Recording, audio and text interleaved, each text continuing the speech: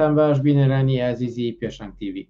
خۆشحاڵە من بنال مستەفا بۆ چوارشەمەیەک کردێمە وڵاتان بۆ پێشکەشکردنی پەخشی ڕاستەوخۆی بەرنامەکانی پێشەنگ تیڤ. ئازیزان بەرنامەکانی ئەمڕۆمان 28 ئابی 2024 لە چەند تەورێک پێک هاتووە.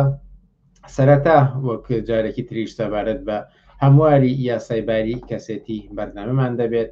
پاشان سەبارەت بە بەڵێنی گرێبەستی مامۆستانی وانەبێژ هەم ڕێپۆرتاژ هەم چاوپێکەوتنمان دەبێت، وجارێکی تریش پێشەنگ دۆکمان بۆ ئامادەکردون سەبارەت بە قەیرانی ئابووری و ئەوەی پێ ئەوترێت دووشەمەی ڕەش لەسەر ئەمە دۆکومنتێکمان بۆ ئامادەکردون. با داوای لێبوردنەوە نزیکی کاتژمێرێک لە کاتی بەرنامەکان دواکەوتین بەهۆی گرفتی تێکنیکیەوە، پاش ململانەیەکی زۆر و هەوڵدانێکی زۆر توانیمان زاڵبین بە سەریدا و ئەگەر هەموو ئەو بەرنامانەی کە لە سەرەتاوە بڕیار بوو پێشکەشیان بکەینەوە خۆی ئەنجامی درێ، بەڵام لانی کەم بەشێک لە بەرنامەکان پێشکەش دەکەین و جارێکی تر بە داوای لێبوردنەوە لەوەی کە دواکەوتین هەندێک جار ئەم گرفتە تێکنیکیانە دێنە پێشەوە لە دەسەڵاتی ئێمەدانیە، بەڵام خۆشبەختانە توانیمان ئەم بەرنامەی ئەمڕۆ ئەگەرچی وەکوتم بەو شێوەیە نەبووە کە لە سەرەتا دەمانویست، بەڵام بەشێکی دەتوانین ئەنجام بدەین. لە بەرنامەکاندا ئێوەش وەک هەموو جارە ئەتوانن بە پرسیار و سەرنج و تێبینیەکانتان بەشداری بکەن و بە کۆمنتێک پرسیاریان تێبینی بخەنە ڕوو ئاراستی میوانانی بەرنامەکەی دەکەین. لەگەڵمان بن بۆ بەرنامەکانی ئەمڕۆمان.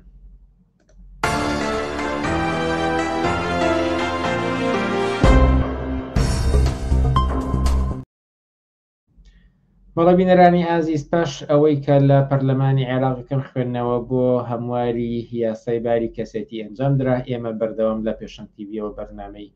جۆرا و جۆر ئەنجام دەدەین و هەڵسوڕاوانی بزوتنەوەی یەکسانی خوازی سەبارەت بەم بابەتە و بەرەنگاربوونەوەی دەدوێنین. ئەمڕۆژ چاوپێکەوتنێکی ترمان دەبێت لەگەڵێکێک تر لە هەڵسوڕاوانی بزوتنەوەی یەکسانی خوازی ژنان و پیاوان، ئەویش ئاڵا فەرەجە. ئاڵا فەرەج، ئێوارەت باش و سپاس کە لەگەڵمانیت. زۆر سپاس ئێوارەی ئێوە باش و زۆر سپاس بۆ گوێگرانی پێشەنگ تیڤ. یاسای ئەحوال شەخسی، ئەوەی کە بڕیارە هەموار بکرێتەوە لە پەرلەمانی عێراقا یەکەم خوێندنەوەی بۆ کراوە. ئەم بابەتە ئەهێنێ لە زۆر ڕوانگەوە لە زۆر گۆشەنی گاوە قسەوباسی لەسەر کرا، بەڵام پێم خۆشە لەوە دەست پێ بکەم کە لە ڕوانگەی ئێوە ببۆچوونی ئێوە هۆکار چییە کە لەم کاتەدا پەرلەمانی عێراق یاخود ئەو کەسێکە ئەو لایەنانەی کە ئەم پێشنیاران هێناوەتە ئاراوە لەم کاتەدا ئەم جۆرە پێشنیارە دەخەنە ڕوو؟ بەڵێ پرسیارێکی زۆر بەجێیە. سەرەتا ئەمەوێت جارێ ئەوە بڵێم کە ئەم پێشنیارە مانای پەلکێشکردنی کچان و مناڵانە بۆ بازاڕی لەسفرۆشی، چونکە ئەم پێشنیارە بۆ خۆی واتە بەڕەسمیناسینی شێوەکانی هاوسەرگیریە، وەکو زەواجی مسیار و زەواجی متعە و زەواجی نکاح و باقی شێوازەکانی تری هاوسەرگیری بە گوێرەی یاساکانی ئیسلام و هەنێک لە باڵەکانی ئیسلامی سیاسی. و هەروەها ئەم یاسایە بوو خۆی چەژنەش بەڕەسمی ئەکاتەوانێ. ئەوەی کە لە پرسیارەکەی توا بەدی ئەکرێت گرنگە کە ئێمە هۆکارەکانی بزانین. گرنگیەکەش لەوەدایە کە ئەم حکوومەتی عێراق چۆنەڵێ جارجارێک لەلایەن ئەندام پەرلەمانەکانەوە، لەلایەن باڵا سیاسیەکانی ناحکوومەت، لەلایەن ئەحزابەکانی ناحکوومەت خۆیوانێ چەند جارێک تا ئێستا پێشنیاری جۆرا و جۆر و سیر و سەمەرە کراوە. من نامەوێت بچمەوە سەر ئەوەی کە پێشتریش کەم تا زۆر لەم بابەتە پێشنیارانە کراوە، بەڵام من ئەمەوێت لە ئێستاە لە هۆکارە ئەسڵیەکانی ئەم پێشنیارە باس بکەم. بە دەرەجە یەکەم هۆکارەکان ئابووری و سیاسین. هەمومان لە عێراقا شاهێدی ئەو مێژوە ڕەشەی حکوومەتی عێراقین کە پێکاتەکەی ئەحزابی شیعە و سوننە و حیزبێ کوردەکانن، ئەحزابە کوردیەکانن. هەمیشە لەناو ئەم حکوومەتەیە شەڕ زیاتر لەسەر سەهمی دەسەڵات بووە، هێز و شەڕ لەسەر هێز و تەوازن قوا بووە و لە ئەخیریشە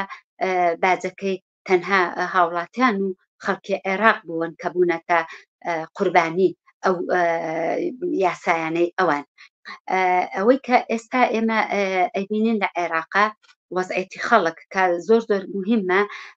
پێش هەموو شتێ تەماشای وەزعێتی خەڵکی عێراق بکەین، تەماشای وەزعێتی گەنجان بکەین، تەماشای وەزعێتی بێکار بکەین بە ژن و بە پیا و بە کچی گەنج و لا و کوڕانەوە. ئەبینین مستەوایەکی باشیان هەیە لە خوێندندا، لەوانەیە مستەوای باشیان نەبێ لە خوێندندا، بەڵام ژمارەیەکی یێجگار زۆر و بێشومار بێکارن لە عێراقا.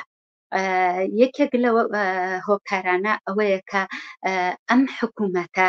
ئەوێت لەباری ئابووریەوە پینۆپەڕۆیەکی ئەزمە اقتصادەکەی بکە کە لە ئێستایە دووچاری بووە. هەڵبەتە هەر کاتێکیش ئێمە دەچینە سەر شیکردنەوە و چۆنەڵی تەحلیلکردنی وەزعی اقتصادی هەر وڵاتێک بێ لە عالەمە، ناتوانانی ئەو وڵاتە بە تەنیا و بەسەر بەخۆ تەحلیلی اقتصادی و سیاسی بۆ بکەیت. واتە عێراق هەمومانە بینین کە لەگەڵ وڵاتەکانی ناوچەکەیە ڕێکە لەسەر ئەوەی پێ ئەوترێ اقتصاد، سیاست، ئیسلامی سیاسیەکەیان لەسەر زۆر شتی تر ڕێکە کە هەرە گرنگترینیان بەڕێی من ناسینەوە و تەشخیصدانی باری اقتصادی و بازرگانیە کە لە نێوان ئەم وڵاتانەیە هەیە و دڵڕاگیرکردن و عەقد و سەوادێک کە لە نێوان ئەم وڵاتانە هەیە. ئەبێ بەڕێی من ئێمە لەوێەوە بچینە سەر مەوزوع ئەسڵەکەمان. ئەوەی کە پێی ئەوترێ ئەزمەی سیاسی هەمومان ئەزانین کە ئێستا لە عێراقا شیعەکان سوننەکان کە کاتێک کە زانیویانە سوننەکان هەست کراوە کە یان کوردەکان لە دەسەڵاتە لە ئەزمەیان بێهێزن، لەولاوە شیعەکان فرسەتیان قۆستۆتەوانێ و ویستویانە ئەمە بەکاربێن و یاسایەکی وا دژە ئینسانی و بێمافکردنی ئینسانەکان و هاوڵاتیان و کچان و لاوان و گەنجان بکەنە قوربانی وەزعەکە. ئەمە لەلایەکەوە من ئەمەوێ لە ئاستی جیهانی شاباسی بەکاڵاکردنی کچان کەم ڕاستەکەی کەم نین ئەو ملیاردێرە ئەو ملیاردێرانەی ئەو بازرگانانەی کە لەسەر حسابی لاشەی ناسکی کچان و گەنجان بوونەتە ملیاردێر لە ئاستی عالەمە، چ لە ئەمریکا، چ لە ڕۆژئاوایە، چ لە وڵاتەکانی تر و ئاسیا و سین و لە هەموو عالەمدا ئەم بەکاڵاکردنەی کچان کەم تا زۆر هەیە و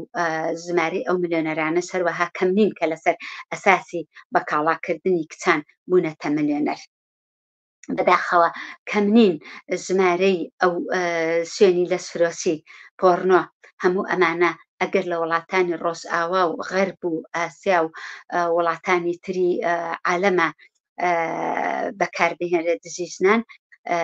ئیسلامی سیاسیش حکوومەتە ئیسلامیەکانیش لە عێراق، لە ئێران، لە ئەفغانستان هەمان شت پیشەیانە. واتە بە دەرەجەی یەکەم بۆ پڕکردنی گیرفانی خۆیان، بۆ قازانجی خۆیان، بۆ ڕەواجپێدانی دینەکەیان، ئیسلامە سیاسیەکەیان لەسەر حسابی لاشە و جەستەی ناسکی کچانی 9 ساڵ، ژنانێک کە دژی چەند ژنن لەسەر حسابی ئەوان، لەسەر حسابی بێمافیکردنی هاوڵاتیانی خەڵکانی ئەم وڵاتانە. بەڵام ئەگەر لە پەرلەمانی عێراق و بڕیارێکی وەها دەرچوو، پەرلەمان دەوترێت کە نوێنەرایەتی کۆمەڵگە دەکات، ئەندام پەرلەمانەکان نوێنەرایەتی ئەو خەڵکانە دەکەن کە لە ڕێی دەنگدان و هەڵبژاردنەوە بەوێ گەیشتون، واتە متمانەی خەڵکیان بەدەستە. واتە ئەگەر هاتوو بڕیارێکی لەم چەشنە دەرچوو، ئەمە خواستی خەڵکی کۆمەڵگەی عێراق و کوردستانە؟ نەخێرەمە خواستی خەڵکی کوردستان و خەڵکی عێراق نییە بە هیچ شێوەیەک، لەبەر ئەوەی هەمومان ئەزانین کە سیستمێک لە عێراقا حکمڕانی ئەکا بە ناوی دیموکراتی و دەنگدان و مافی خەڵک بۆ دەنگدانەوانێ لە چه ئاستێکدایە هەر بۆ خۆی کە ئەمانە بە ناوی دیموکراتیەوانێ یان بازاڕی خۆیان گەرمەکەن سیاسەتە دژە ئینسانیەکانی خۆیان بەرەو پێشەبەن هەر ئەم دیموکراتێشەکە هەتا تەنانەت ئەگەر دیموکراتیەکەی ڕۆژئاوا و ئەوەش بەکاربێنن ئەمانە ئەم یاسایە بە هیچ شێوەیەک یا با بڵین ئەم پێشنیارە بە هیچ شێوەیەک لە ئاستی خواستی خەڵکانیە چونکە هەمومان بینیمان لە سوسیال میدیایە لەم چەند ڕۆژانەی ئەخیراکە ئەو دایکانەی و ئەو باوکانەی کە کچەکانیان لە تەمەنێکی زۆر زووە بە زۆر دراون بەشوو و شویان کردووە و بەکاڵا کراون بینیمانە کە خەڵکی با بڵین ئەو دایک و باوکی ئەو مناڵانە بە خێوکەرەکانیان دەناڵێنن بە چ وەزعێکەوە چ کێشەیەکەوە لە کۆمەلگای عێراقا بۆیە ئەمە بە هیچ شێوەیەک خواستی خەڵکی نییە خەڵک هیچ دایک و باوکێک نییە بێوێ زەبر و زەنگ و تونند و تیژی لەسەر مناڵەکەی زیاد بکات مناڵەکەی ئێستاوەکو نەگەشتۆتە تەمەنێک کە ڕاست و چەپی خۆی لە یەکجا بکاتەوانێ بەڵام باند و مافیا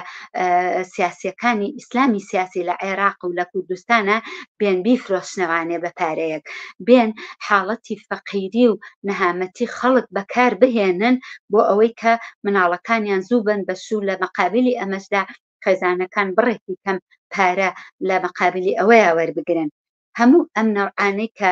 زەواجی لەسەر ئەکرێ ئیسلام هەر لە ئەوڵەوە هەتا ئەم لەحظەیەش کە لە یاسادا پێشنیاری بۆ دەکرێ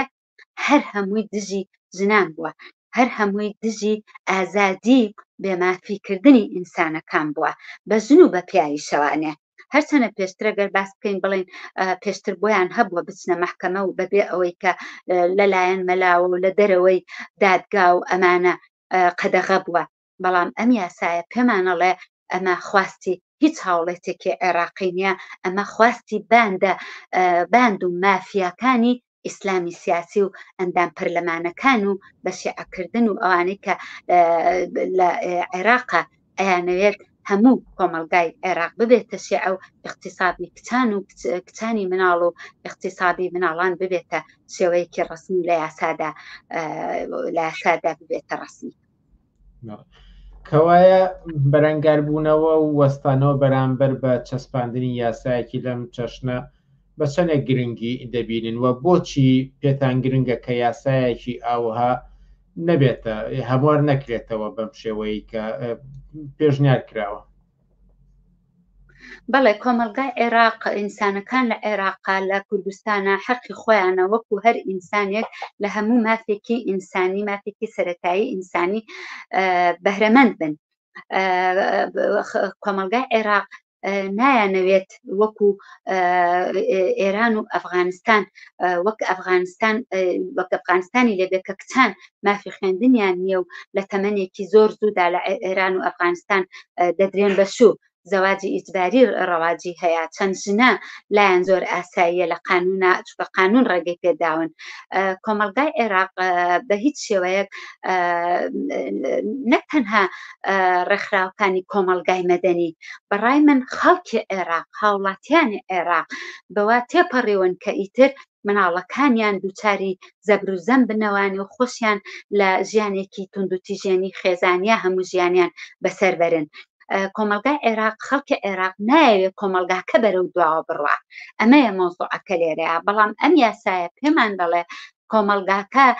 دەچێتە زۆر ئەچێتە دواوە و زۆر بە زەحمەتیش ئەچێتەوانێت جێ خۆی یا ئەچێتەوە پێشەوە چونکە ساڵەهای ساڵە کۆمەلگای عێراق ژنانی عێراق بە ڕێکخراوەکانەوە هەوڵی مەدەنیکردنی قانونی باری کەسێتی ئەیەن بەڵام ئەوە حیزبەکانن ئەوە سیاسەتی حیزبەکانە ئەوە ئیسلامی سیاسی لە عێراقا بە زۆر ئەوێ ئەم یاسایە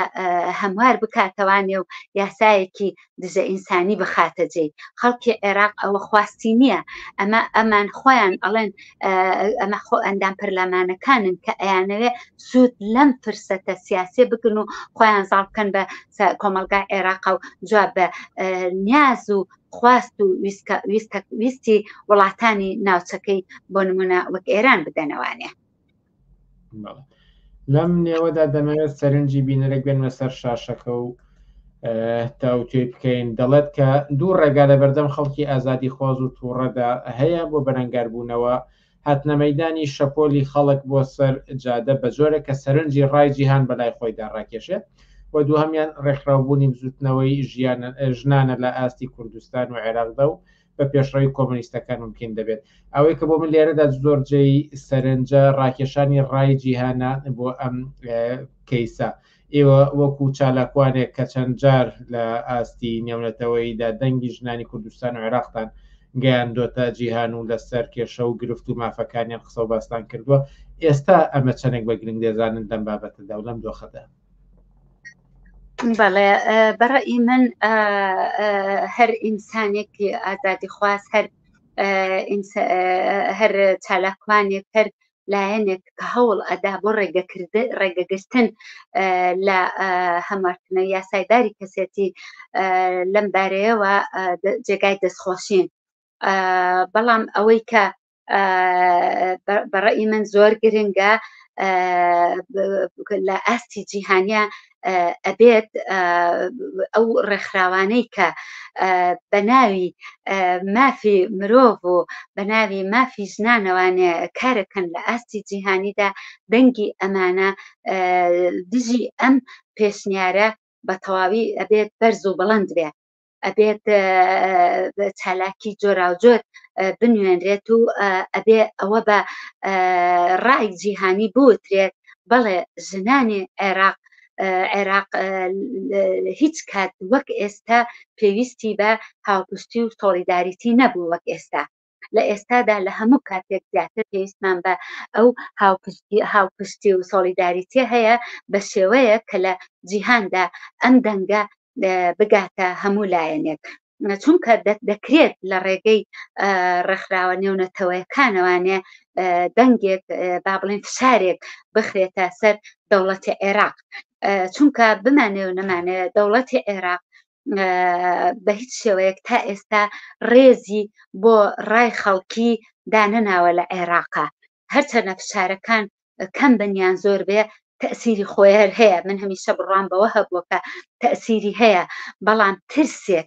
زەختێک ئەوەی پێوترێت فشارێکی جیهانی زۆر گەورەیە ئەگەر بێت و لە عێراقیشە ئەم هێزی بزوتنەوە یەکسانی خوازە بە شێوەیەکی گەورە بێتە مەیدان و ئەو هێزە پیشان بدرێت ئەوە تەکمیلی لەگەڵ ئەوەی بزوتنەوە جیهانیەکەدا تەکمیلی یەک ئەکەن لەو کاتەیە ئەندام پەرلەمانەکان ناتوانن ئەو زەختە زۆرە یان باڵێن حکوومەتی عێراق ناتوانێت لەو کاتەیە لە هەموو ئەم دەنگانە پشتگوێ بخات بە هیچ شێوەیە ناتوانێت لەبەرەوەی ئەوانیش زۆر جاریان باز لە دیموکراتی لەم شتانە ئەکەن کە ئەمە بۆ خۆی تەناقوزێکی گەورەیە لەگەڵ ئەوەی کە ئەوان ڕۆژانە چۆنەڵێ دیعایی بۆکەن و پرۆپاگاندەی بۆکەن هەم لە ئاستی جیهانیشە چونکە بزنسەکەی ئەوان لەم ڕۆژەیە بە ئاستی گلۆبالیزم لە جیهانە هەر هەموو ئەوانی کۆ کردوتەوانێ بۆیە پینۆپەڕۆکردنەکەی ئەزمەکەی کە لە خاڵی یەکا باسم کرد ئەزمە ئابوووریەکە پێویستی بەوەیە کە ئەمەی کە پێی ئەوترێ زەختی جیهانی و ڕەئی خەڵک هەرچەنە وەک وتم ئەمانە زۆر گوێی پێنایەن بەڵام زەختی جیهانیەکە ئەگەر وەکو فشارێکی جیهانی ببێنرێ لەوانەیە تەسیرێکدا بنێ لەو بارەیەوانێ و ئەو لایەنانی کە نایخوایانن کە دیفاع لە مافی مرۆڤ و لە ڕێکخراوی کۆمەڵگای مەدەنی بە هیچ شێوە نابێ سکوت بێن و بێدەنگ بن لە ئاستی ئەم یاسا پێشنیار کراوەیە چونکەوەی کە دیومانە لە ئێران و ئەفغانستان پێویستە لە عێراقیش دووبارە نەبێتەوە بۆیە ئەگەر کارێ بکەین چۆنەڵی بەرگری چۆنەڵی ڕێگە بگرین لەوەی ئەم یاسایە هەموار نەکرێتەوە نەبێتە یاسا پێویستە دەنگێکی جیهانی بێتە دی سەرڕای ئەوەش دەنگی ئینسانە یەکسانی خوازان دەنگی کۆمۆنیزم ئەگەر بەڵند بێ لێرەدا ئەوە بمانەوە نەمانەوێت تەسیری خۆی دانێ بۆ سەر حکوومەتی عێراق و بۆ سەر ئەندام پەرلەمانەکان و پەرلەمانی عێراق. بە شێوەیەکتر بپرسم پێتان وایە مەدەنیەتی کۆمەڵگەی کوردستان و عێراق و هێزی ئازادی خوازان و ڕاکێشانی ئەو سۆلیداریتی لە ئاستی جیهانی تا ئاماژەتان پێگات بتوانێت دەوری خۆی بگێڕێت و ڕێگە بگرێت لە هەموارکردنەوەی ئەم یاسانە واتە بە شێوەیەکتر بپرسم ئومێدەوارن بەوەی کە ئەم پێشنیاری هەمواری یاسایە بە ئەنجامی خۆی نەگات؟ بەڵێ هیوادارم بە ئەنجامی خۆی نەگات و ڕێکخراوەکانی کۆمەلگا مەدەنیە ئەوەی تا ئێستا کراوە چ لە عێراقا چ لە هەندێک وڵاتیشە لە بەریتانیا لەو بارەیەوانێ حرەکاتمان بینیوە کە کرا هەفتەی ڕابردوو پێم وایە تەسیر و کاریگەریە بێ کە ئەوەش کاری زیاتری ئەوێ و میتۆدی کارکردن بە یەک ئاست بە یەک دایرێکشن نەوعی کارەکان ئەمانە هەمووی بۆ خۆی تەسیری ئەبێت و هیوادارم بە هیچ شێوەیەک ئەم یاسایە جێبەجێ نەکرێت و نەبێتە چونکە بەڕاستی گەر ئەم یاسایە جێبەجێ بکرێت ئەتوانم بڵێم کارەساتێکی زۆر زۆر گەورەیە و هێزی بڵێن کچان و لاوان و سێکسی مناڵان بە تەواوی بەکاوا دەکرێت و لە بازاڕەکانە چۆنەتی شتە کڕیوە فرۆشێتەوانێ ئەمەش ئەوەنەی تر دەستی مافیاکان و بازرگانانی سێکس بە کچان و بە لاوانەوە ئاوەڵا ئەکات بۆ پڕکردنی گیرفان و قازانجەکانی سەرمایەداران. ئەو ماوەکەمەی کە ماوە بیخەمە اختیاری خۆتان بابەتێک ما بێسەبارەت بەم هەمواری یاسای ئەحواڵ شەخسیە و لە گفتوگۆکانماندا نەهات بێت و بتانێت ئاماژەی پێ بدەن فەرموون. بەڵێ هەڵبەتە ئەمە لێرە بڵێم لە وڵاتی فنلەندیشە وەکو ڕێکخراوی ژنانی عێراقی لە فنلەندا ئێمە نامەیەکی کراوەمان بۆ UNHCR و ڕێکخراوەکانی کە دیفاع لە مافی مناڵان و لە مافی ژنانەکەن نردوومانن بۆیان و لە کۆکردنەوەی هێزی ئەو ڕێکخراوایان بۆ ئەوەی هەرچی زیاتر بتوانین فشارێک لە ڕێگەی UNHCR-ەوە بخەینە سەر حکوومەتی عێراق بۆ ناهەموارکردنەوەی ئەم یاسایە. هیوادارم لەم چەشنەکارە و لە کاری با بڵێن فشار خستنە سەر حکوومەتی هەرێم و ئەو کەسانی کە چالاکوانی زوتنەوەی یەکسانی خوازی ژنانیشن هاوڕا و بە هەمان ئیتیجاه کارەکانی خۆیان ببەنە پێشەوە ئەویش بۆ ئەوەی کە ڕێگە بگرین لە جێبەجێ نەبوونی ئەم یاسایە. ئاڵا فەرەج هەڵسوڕای بزوتنەوەی یەکسانی خوازی ژنان زۆر سپاس کە لە بەرنامەکانی ئەم شەی پێشنگ تیڤیدا ئامادەبوون. زۆر سپاس بۆ ئێوە بناگیان. سپاس بۆ گوێگرانی پێشنگ تیڤی. زۆر سپاس. بۆ ئەوانەی ئێستا پەیوەست بوون بە لایڤی بەرنامەکانمانەوە جارێکتر بەداوای لەبوردنەوەکە کاتی بەرنامەکانی پێشنگ تیڤی ئەم شەو دواکە و بەهۆی ئەو گرفتە تێکنیکیانەی کە هاتنە پێشەوە بەڵام خۆشبەختانە توانی مەنزاڵ بن بەسەریاندا هێندەزاڵ بین کە بتوانین بەشێک لەو بەرنامانی کە دامان نابوو ئەنجامیان بدەین. هیوادارم بتوانین چاپێکردنەکانی تریش لە کاتی خۆیدا ئەنجام بدەین. بەڵام ئەمڕۆ هەم ڕێپۆرتاج هەم دۆکومنتمان بۆ ئامادە کردوون. هەفتەی پێشوو پێشنگ دۆک سەبارەت بە بڵاوکراوی بۆ پێشەوە لە نەوەتەکاندا دۆکومنتێکی ئامادەکرد و پێشکەشی کرد. ئەمڕۆ دۆکومنتێکی جیاوازتر ئەویش لە دووشەمەی ڕەش لە ئەزمەی سەرمایەداریدا ساڵی 1929واتە 95 ساڵ بەر لە ئێستا یەک لە قەیرانەکانی سەرمایەداری کە دەستی پێکرد و پێدەوترێت دووشەمەی ڕەش. ئەمە چێوە قەیرانی سەرمایەداری لە ئێستادا بۆچی بوونی هەیە و چۆن سەری هەڵدا ئەمەی ئاخیریان. پێشان ئەمجاران دۆکومنتێکی تری لەم بارەوە بۆ ئامادەکردوون فەرموون بینەری بن.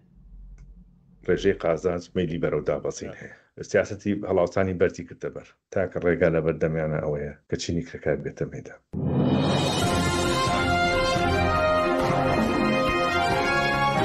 پێشەر دا ئەوەی لە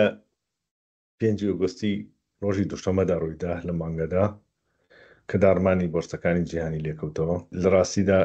شتێکی چاوەڕوان نەکراو نەبوو بۆ سەرمایەداری. سەرمایەداری لە قەیرانێکی قوڵدا دەژی،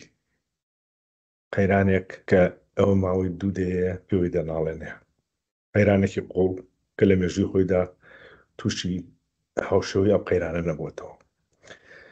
ئەگەر بگەڕێنە بۆ هۆکاری ئەم دابەزینەی ئەخیر کە ڕۆژی دووشەمەی ڕەشی ساڵی 1929 بیری سەرمایەداری خستەوە کە داڕمانی بۆرسەی وۆرستریت بوو لە ساڵی 1929دا کە ئابووری جیهانی بە تەواوەتی خستە قەیرانێکەوە کە کارەساتی بەدوای خۆیان هێنا. ئەمەش هۆکارەکەی چی بوو؟ پاش ئەوەی کە لە سەرەتای ئەم مانگەدا داتەکانی ئابووری کە کاتی داتەکانی ئابووری وڵاتە یەکدۆکانی ئەمریکا ڕاگەیەنرا کە ئاماژەی کرد بۆ ئەوەی کە ڕێژەی بەکاری بەرز بۆتەوە ئاستی گەشەی ئابووری بەرەو بەرزبوونەوە ناچێت. ئەمەش خۆی لە خۆیدا پێچەوانەی ئەو پێشبینیانە بوو کە سەرمایەداری کرد. بۆ کاتێکە ئەوان پەنا بەرەبەر هەڵاوسانی بەرز بۆ ئەوەیە کە یارمەتیەوە باجاری کە سەرمایەداری هاوسەنگ بێتەوە، کاتێ سەرمایەداری بتوانێت گەشەی ئابووری بەرەوسەرەوە بەرێ و لەوەشەوە ڕێژەی بێکاریش کەم بێتەوە و ڕێژەی بێکارەکە بچێتەوە ئاستی کە خۆیان ئاێنێ. هەرچەندە پێش ماوەیەک هیوایەکیان پیا کردو بۆی ئاستی هەڵاوسان بەرەو ئەو ئاستە ئەچی کە خۆیان ئاێنەوێت. بەڵام ئەم پێشبینانە هیچی بۆ سەرمایەداری دەرنەچوو، وەک خۆی دەرنەچوو. پێچەوانەی ئەو تیۆریانە بوو کە ئابووری نەستانی بۆرژوازی دایانە ڕشت.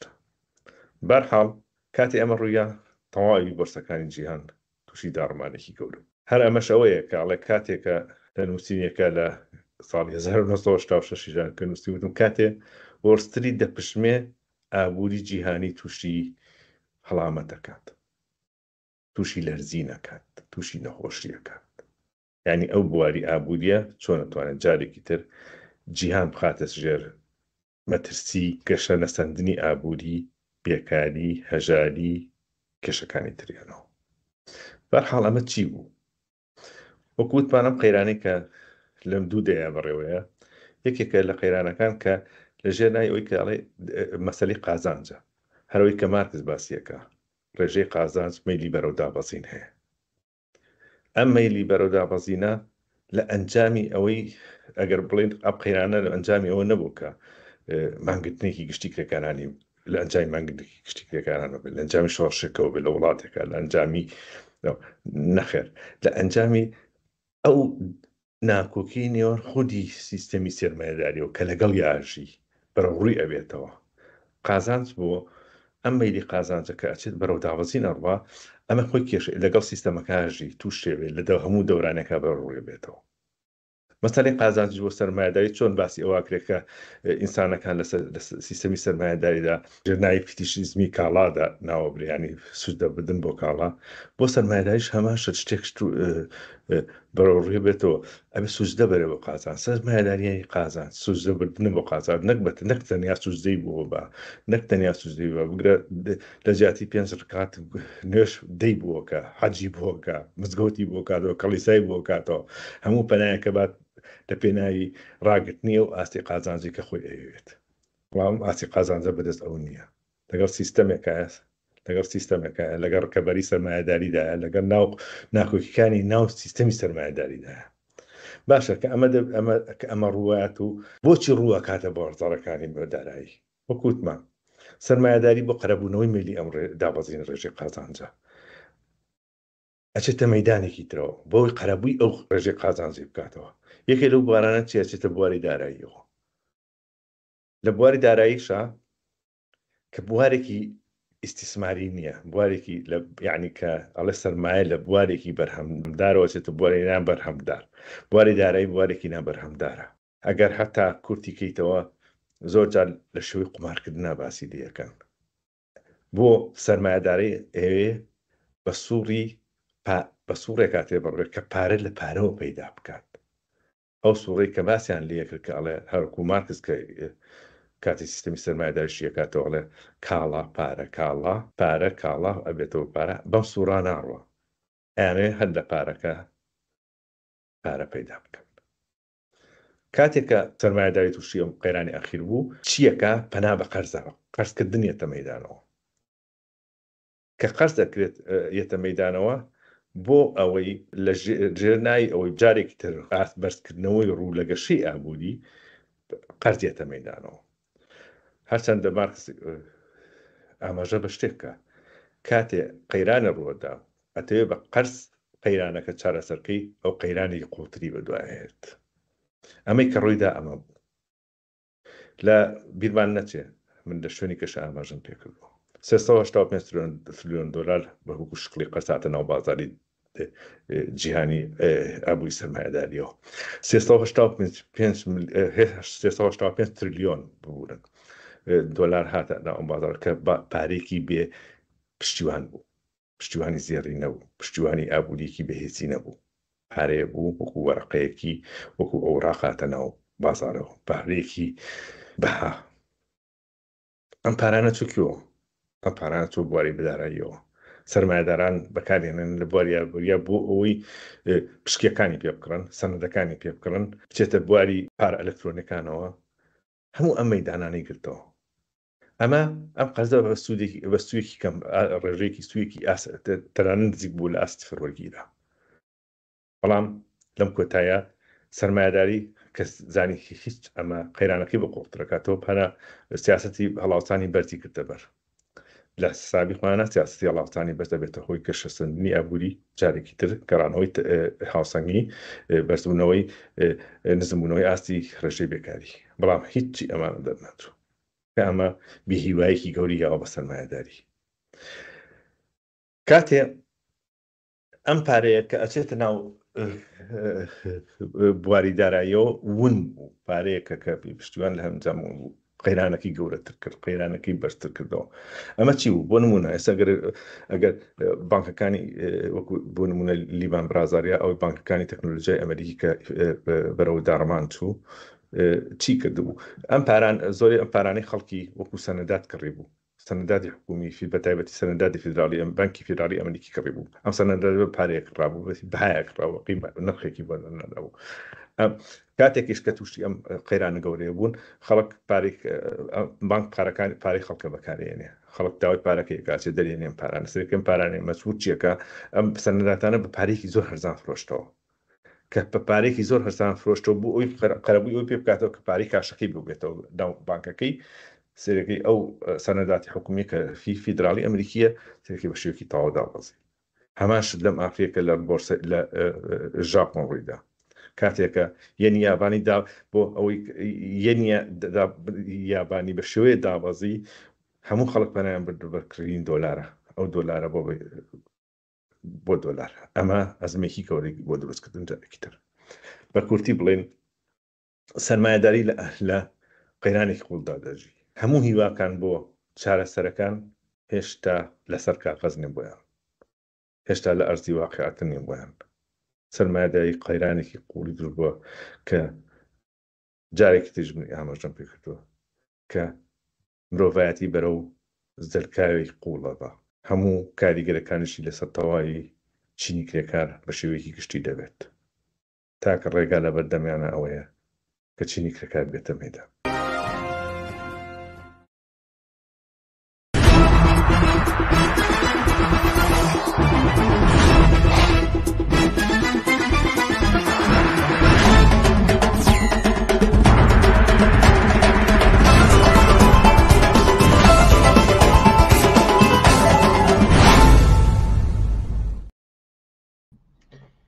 بەڵێ بینەرانی عزیز ئەوەی بینیتان بەرنمەیەکی تری پێشەن دۆک بوو ئەمجاران دۆکومنتێک سەبارەت بە دووشەممەی ڕەش و قەیرانی سەرمایهداری ئەم بابەتانە زیاتر و زیاتر لە بەرنمەکانی تری پێشەنگ تیڤدا ئەنجام دەدەین. هیوادارین جێی ڕەزامەندی و سوودی ئێوە بوو بێت. ئازیزان وەک ئاگادارندا 25 ئەم مانگەوە بڕیاری بە گرێبەستی 38,000 مامۆستای وانەبێژ درا. بڕیار لەسەرم بابەتە چاوپێکەوتنمان هەبێت بەڵام هێشتا کێشە تەکنیکەکانمان بۆ ئەندازێ چارەسەر نەبووە کە بتوانین ئەوەشیان جێبەجێ بکەین با هیوای بتوانین ئەو چاوپێکەوتنە ژەرەم شەو ئەنجام بدەین. بەڵام لەم بارەیەوە ڕێپۆرتاژێکمان بۆ ئامادەکردوون بە سپاسی هاوکارمان دیار بەرزنجی لە سلەیمانیەوە. ڕێپۆرتاژێکە و وەرگرتنی لێدوانە ئەتوانین ئەم ڕێپۆرتاژە سەبارەت بە ئەو بڕیاری حکوومەتی هەرێم بۆ بە گرێبەستی مامۆستانی وانە بێش سەرەتا ببین و بە هیوای دواتریش بتوانین ئەو چاوپێکەوتنی کە بڕیارە ئەنجامی بدەین لە بەرنمەکانی ئەم شەوی پێشەنگ تیڤدا جێگەی ببێتەوە. بینەری ئەم ڕێپۆرتاژە بن. پاش چەند ساڵ لە دەربڕینی ناڕەزایەتی جۆراوجۆر لە بایکۆتەوە تا خۆپیشاندان دەسەڵاتدارانی کوردستان و وەڵامی خواستی مامۆستایانی وانەبێژیان نەدایەوە کە بەشێکیان 15 ساڵە وانەبێژن و تەنانەت هەندێک لە ناڕەزایەتیەکانی ئەم توێژە لەگەڵ هێزە ئەمنیەکان بەرەوڕوو بوون. ڕۆژی 25 ئاب لە ڕاگەیاندنێکی حکوومەتی هەرێمدا هاتووەکە سەرۆکی حکوومەت دوای گوێگرتنی لە خواست و داواکاریەکانی مامۆستایانی وانەبێژ بڕیاریدا لەسەر داهاتی ناوخۆی حکوومەتی هەرێم سەرجەم وانەبێژانی هەرێمی کوردستان کە ژمارەیان نزیکەی 38,000 کەس دەبێت بکرێنە گرێبەست. هەر بەدوای ئەم ڕاگەیاندنی حکوومەتی هەرێم حیزبی کۆمۆنیستی کرێکاری کوردستان بەیاننامێکی دەرکرد و تێیدا دەڵێت ناڕەزایەتی وانەبێژان بۆ دامەزراندنی تەواوەتی و بەهرەمەندبوون لە موچەی تەواو و دابینبوونی ژیانیان بووە، نەک ئەوەی لە ئێستادا دەسەڵات بەمنەتەوە لە وانەبێژیەوە بیان گۆڕێت بۆ گرێبەستێک کە معلوم نییە بۆ هەتایە بە گرێبەستی ئەیانێڵێتەوە یان نا. لە درێژەی بەیاننامەکەدا هاتووە وانەبێژان ئێستا بەڕاستی دەتوانن بە توندی ئەم هەوڵەی حکوومەتی هەرێم بخەنە ژێر پرسیارەوە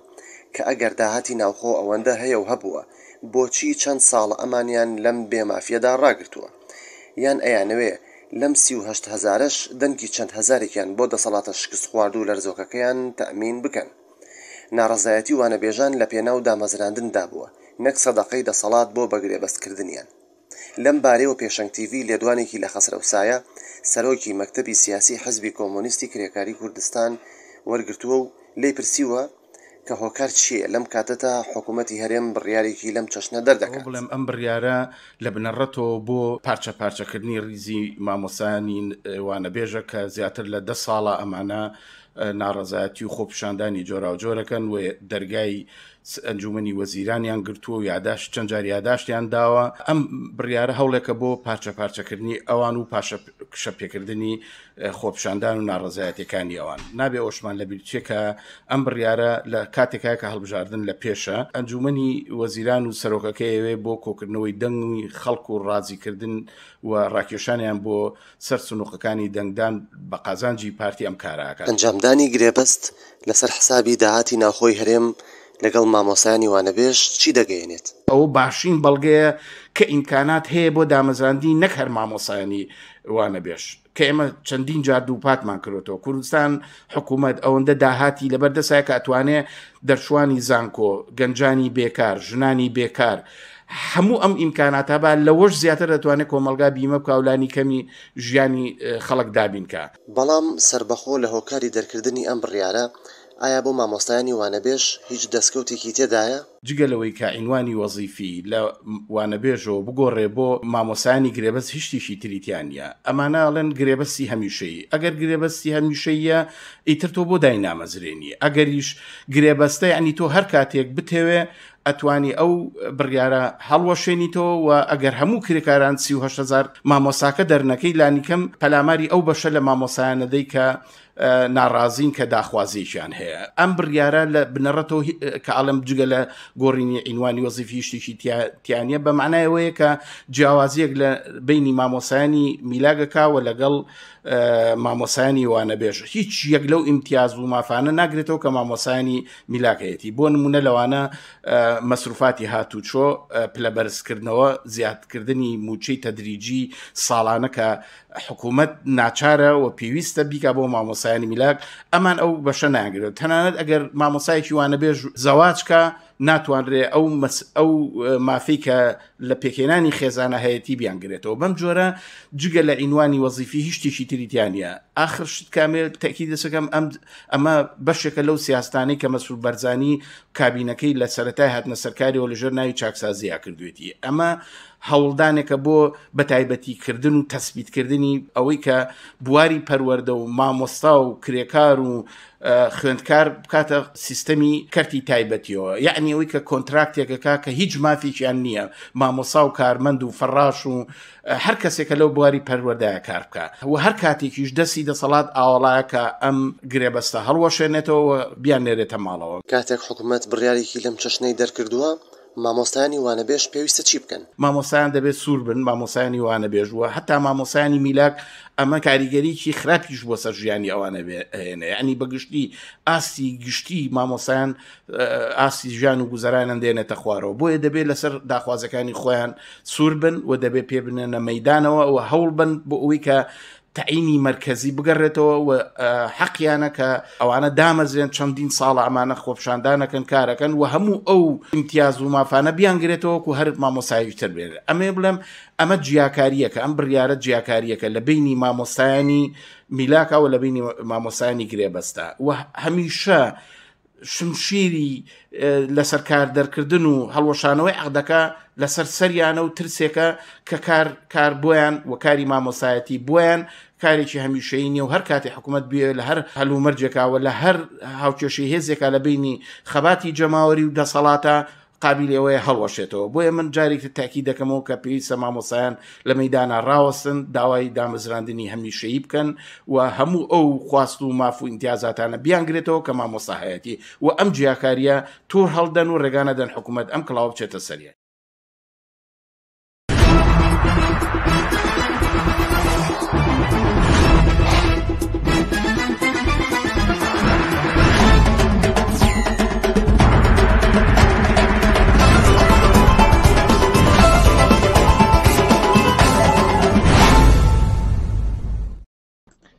بەڵێ بینەرانی عزیز ئەوەی ئێستش بینیتان ڕێپۆرتاژێک بوو سەبارەت بە بڕیاری بەگرێبەستکردنی مامۆستایانی وانەبێژ و ئەو ڕێپۆرتاژەر وەها دەدوانی سەرۆکی مەکتەبی سیاسی حیزب کۆنسی کرێکاری کوردستان خەسرۆسایی تێدا بوو بڕیار بوو هەر لەم بارەیەشەوە چاوپێکەوتنێک ئەنجام بدەین لەگەڵ وتەبێژی کۆنگرەی ئازادی و گۆڕانکاری لە عێراق بەڵام بەداخەوە پێناچێت بۆ بەرنامەکانی ئەم شەو بتوانین ئەو چاوپێکەوتنە ئەنجام دەین بەڵام با دڵنیاییەوە لە بەرنامەی تایبەتیان بەرنامەکانی هەفتانی ئایندەدا لا پێشەنگ تیڤیەوە ئەم بابەتە زیاتر تاوتێ دەکەین و کۆنگرەی ئازادی و گۆڕانکاریش لە عێراق دەتوانن قسە و باسی خۆیان سەبارەت بەم بابەتە بکەن بە داوای لێبوردنەوە جارێکتر کە هەم بەرنامەکانی ئەم شەو دووەکەوە هەروەها نەمانتوانین تاوی ئەوانی کە پێشوەخت خسوبان بووە دەستور کارەوە وەک خۆیان ئەنجامیان بدەین خۆشبەختانە توانیمان بەشێک لە بەرنامەکان پێشکەش بکەین بەڵام لێرەدا دەینا کۆتایی بەرنامەکانی ئەم هەفتەیەمان تا هەفتەی ئایندە یاخود تاکو و کاتی ئەنجامدانی بەرنامەیەکی تر هەر شاد و سەرکەوتوو بن.